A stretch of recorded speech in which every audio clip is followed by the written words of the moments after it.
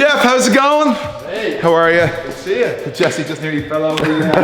He almost fell over the bag that's there. Tony's there! Yeah! Oh, we talked about an hour ago. Big Tony! Big Tony and Jeff, look at this, huh? This is great. This is, man, it looks like a... This is great. It's like a staircase. Like a staircase, you know? You don't have to hawk up, otherwise you have to switch the staircase. That's right. And the hawk is up, I'm taller, which makes me very happy. Apparently I was 30 minutes late. Even though counting? Who's The Swiss man is Actually, counting. he was. They're really big on watches in Switzerland. Yeah. So what have we got today?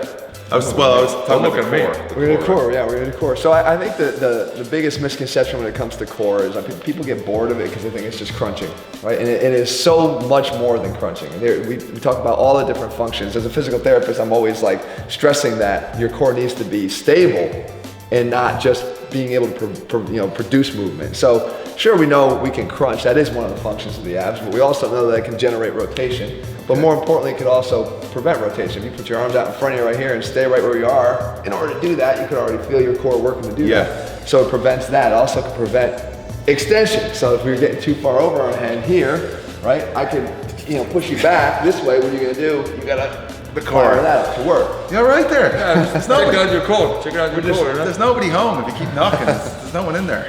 So we want to make sure that we cover all those functions, and we're going to do that throughout a total core workout. So we're going to throw a whole bunch of things at you today, both of you guys, and see if you at least even feel things that you maybe never felt before, which is probably the goal of this, is to make you feel like, you know what, maybe I haven't been doing as much. I have to revisit core training, especially athletically, because you're going to require all of these elements to be top level athlete. And it doesn't have to be long. Like you don't have to have there's no such thing as really a 30-minute core workout. Now we might go through a bunch of different exercises to show you some of the capabilities of the core so people see some of the different things that we could do. But really when you put together a workout, you really only have to choose about 6 exercises or so. We really cover like the main areas of the core. We talk about working from the bottom up. So lower abs, mid-range, where we're kind of contracting both the bottom and the top. And there's no such thing as lower abs or upper abs, but in terms of how you preferentially hit them, you can influence that because of the direction of pull. What is actually moving? Is it the pelvis moving on the top, or is it the shoulders moving down towards the pelvis? So you want to break those up, and you want to include rotation from either a top down or a bottom up rotation. For someone who obviously, you have the ATHLEAN-X box here, the access to it. So someone who has I was looking forward to doing the the bottom up. You're really good at that, I thought that was you. That's you. Oh, is it me? Like this? This is the workout? You can keep the top there, keep the top just like that. So your core is way better than mine. So for people who were trying to keep this very serious. It's very hard when we're together. But no, it's all good, dude. It's great. So yeah, I'm mimicking core here. I like that you're going this way as opposed to going here. Yeah, well I used to be. Like 2 months we met at SummerSlam, I was a little bit out here, but now you're getting it's coming in. Talking about lower abs, remember I said that the most important thing is basically curling your pelvis. So getting like this curling of your pelvis posteriorly. Right, anterior would be where you try to stick your butt out as far as you can. Posterior would be curling it up and under. To really engage the lower abs, you're looking for posterior tilt. That's the main thing. I always use this tip to show your ass. Like if someone's out in front of you, they should see your ass when you're doing this. Okay? You should get up here and they should see it. Here, they should see it. You see my ass? Looking good? There it is. So check his ass, Tony. There you go. You verified that I have it. Right? Verified. So basically that's what you want. Anyway, I was gonna say he's very good at pelvic tilts anyway, Tony. So we're gonna do that. Number one is now you gotta get a little rotation because we know that obliques are a little bit more active in rotation. This is what we were talking about. We're gonna get them to move right away. So I'm gonna verify that. Yeah. Well, we'll do both here. don't make this weird. Go ahead. Don't make this weird. Where's my phone? The difference. Here's that ass. Here's that ass. You're not helping. Show that. There you go. Show that ass. You got his ass? Yeah. Like a ballerina. Yeah. That was only 13. That's 12. It was 13. That's 12. Let's go. 13. It was 13. All right, here we go. Right? Yeah. And once you're here, now you gotta lock in. Now you don't wanna lean back too much. You wanna be able to stay nice and tall. And then what you do is you do a grapevine. So you're gonna walk 1 foot over the other and then step behind and then 1 foot behind the other and step over. And you're just trying to walk laterally here. And the real challenge is occurring actually when you pick up the foot. Because as soon as I'm here and I gotta lift to go in this direction, I'm on one foot. Right. And I'm creating momentum in this direction. So as I'm going, I'm actually wanting to fall because these dumbbells are wanting to tilt here. Okay. Not, the only way I can prevent that is by staying upright. So it's that nice, slow, controlled walk. That's the key. You don't want to sit here and go like this and go real fast. You want to challenge yourself Nice and with slow. the pace. Yeah. Okay. You have something to say? He's waiting to say something. What are you gonna say? Sometimes you have a good pace. A great pace. Show me with the pace. There you go. That's. Yeah, speed working. You can see, again, the benefit of being able to keep them locked out, because as you start to get wider now, you're splitting and you're becoming a lot more, less narrow and more likely to want to tilt.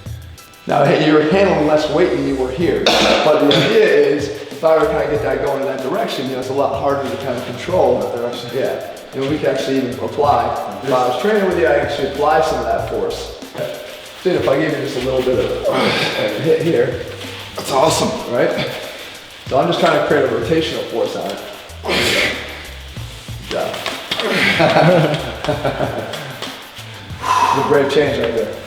Brave change. Brave change. Say, Okay, guys, any camp here? say brave change, Sheamus. Brave change, Sheamus. Do it, Howard. Brave change. Hang on. Wait. Always re-rack. Jack. Just smile. Go to bleeding dumbbell. Forgot to Staying out of it. Now, we also want to be explosive, right? So abs are very capable of being explosive. They create rotational explosion. All Right. rotational sports are really geared off of your ability to explosively rotate from your core and then let it express through your limbs. So we do here battle ropes, and we use our core to really initiate the movement. Obviously, people use battle ropes as an upper body conditioning movement. And or an Instagram video. Instagram video, and looks it looks really cool when you're doing it, you know?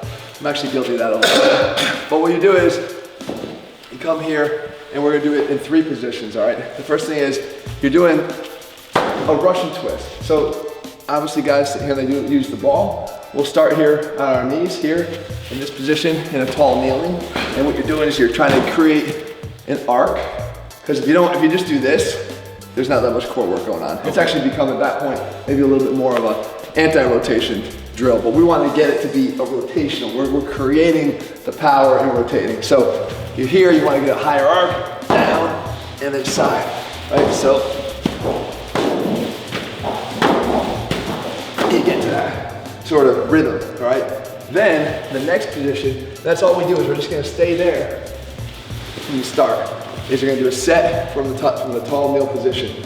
Then we get down. So what we're doing here is now we're kind of decreasing our support from underneath. Our knees were with good support. Now we're here. So I got to really use my core a little bit more to generate force. Now this is more of a traditional Russian twist here. And again, I want big arcing here, right? Back and forth. Then we'll find out what we need to do. So here. Are we gloves too? You step on that. We're friends like me, right? Step on that. I might hit Tony. We all have a purpose. Now see if you can. Get it. Jumping looks so easy. Okay. Let's see if we can start to. There you go. Keep them moving out while you come down.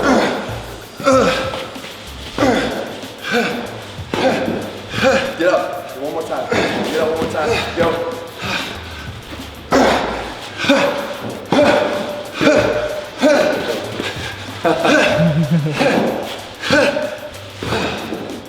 Not easy, right? No, So it's not easy. Those are great cardio too. yeah, I mean, you should, there you go. You should be able to incorporate core training into everything you do. I'm just saying, I say put the core at the core of everything you do, It's actually more than just a saying. It's really what should happen if you're training like an athlete. See, it's almost good. There you go. Did you see, like just in that transition, you gotta stabilize your whole body and control the momentum with the ropes. Here as he dropped down to the left side, but the ropes are moving to the right side. There you go. Great. So this is getting harder and harder the further you jump out. Okay. So the challenge is, once you get out to here, can you keep it there without letting it snap back? So the further out you go, the harder it gets. Yeah. As opposed to a game machine which rolls. Right, it would be this pretty much static load. So it's here. And just a step.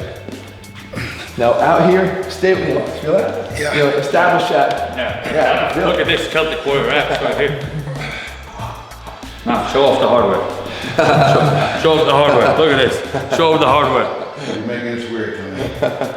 That's why you brought me, right? Yeah. Oh, go and come back.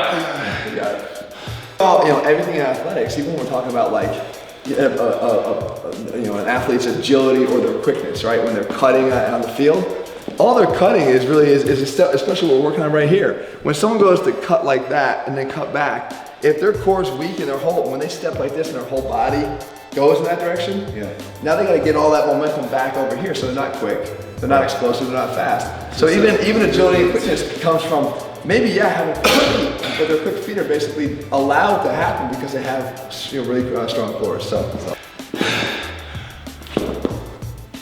Like young Michael Flatley here. And I'm looking at he's actually having a Ribbon style. dancing, he has a little kick style to to it too. I like it. Let's do this. It's not just a jump. Let's do this. It's a little bit of a. He does have the Irish kick, huh? He told me on the way back to do this. Yeah, well, he's got a certain rhythm here, I think. I want to do this too. You look like a leprechaun. It's definitely stylized.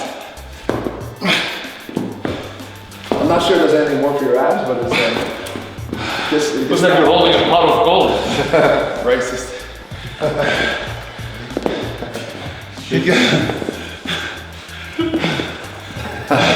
Do in the front. This is how he was looking.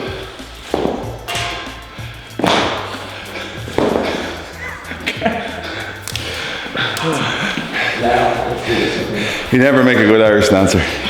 here, right? And now this is a basic plank. But what I want to do is I want to come out and reach out in front of me. Okay, so I got that extra resistance here. And of course the band is one side, so it wants to pull me that way too. But it's come out and then down, out and down. So what is happening? The plank is still a static plank. I'm still just staying in a plank the whole time, but I'm actually distracting myself with a little bit of this arm pressing. I mean, you get maybe a little added benefit on the shoulder, but really the main point here is to get this added resistance, which makes you work even harder with the plank. If you were gonna do a minute plank, you do 30 seconds of punch outs on the right, just slide your body over, grab the other side, you go 30 seconds of punch outs on the left. Don't worry, you're only 5 seconds in. I hate you, Tony. I'm just helping, you're just resting now. Now you have to go to 34. Come on, you beat this guy. Keep it up, keep it up. Hold on, Sheamus. You're halfway through. Let's go. Come on. Reach, reach. So the longer you get, the more you're pulling. Come on, stay up. That's the point. We're still working some muscle endurance here, or in a little bit more challenging. Or you can have him beside you, just wrecking your head. Yeah, I can do that too. Giving you The best of both worlds, you know? Give you the complete wrong motivation. How do I get the wrong one? You're not even there yet. You're nowhere there. Yeah, you know? Some people thrive on it. I don't. You know? No. Oh. But it's okay, don't worry about me. It's all about you, Tony.